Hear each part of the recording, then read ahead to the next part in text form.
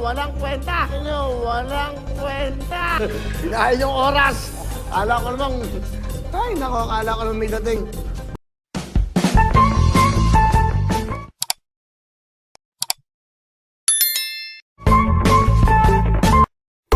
Usap-usapan ngayon sa social media ang sinabi ni Willie Revillame sa grupo ng 1096 Gang nang mag-guesting ang rap group sa show ni Willie Revillame sa Wawawin. Nag-guesting ang rap group ng 1096 Gang noong nakaraang araw at ikinanta ng grupo ang kanilang viral song na Pajama Party na unang nag-viral sa TikTok.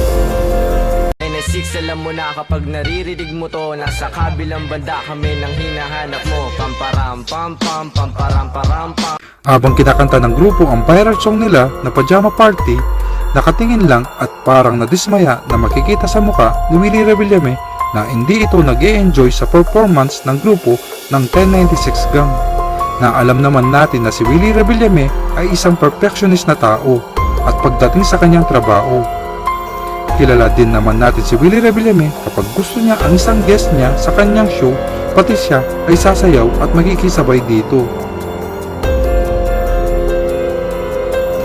Ngunit nga sa nakikita natin sa kanya na abang kumakanta ang grupo na parang na-disappoint siya ang i-guest niya ang grupong 1096 Gang.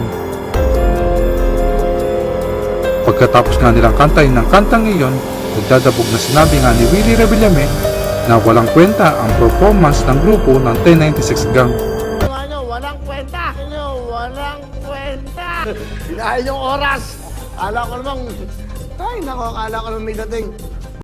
At singit pa ni Willie Revillame na mas maganda kung nag-perform na lang di umano si Sam Bersosa na co-host niya sa Wawawin.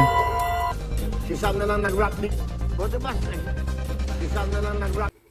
Marami rin ang nagulat sa sinabi ni Willie Revillame lalo't na sa mga kasamaan niya sa trabaho. Ang kanyang mga co-host na makita na pilit tawa na lang ang kanilang reaksyon sa sinabi ni Willie Revillame. Marami rin netizen ang nagsabi na nagkalat di umano ang grupo sa show ni Willie Revillame. Natama daw di umano ang sinabi ni Willie Revillame na tinawag silang walang kwenta. Pero meron din naman na nagtanggol sa grupo ng 1096 Gang na sinabi na kinabahan lang sila sa live performance at hindi pa sila sanay dito. Isa rin sa nagpapangit ang performance nila dahil pinalitan nila ang lyrics ng kanta nila. At eto ang ilan sa mga komento ng mga netizen.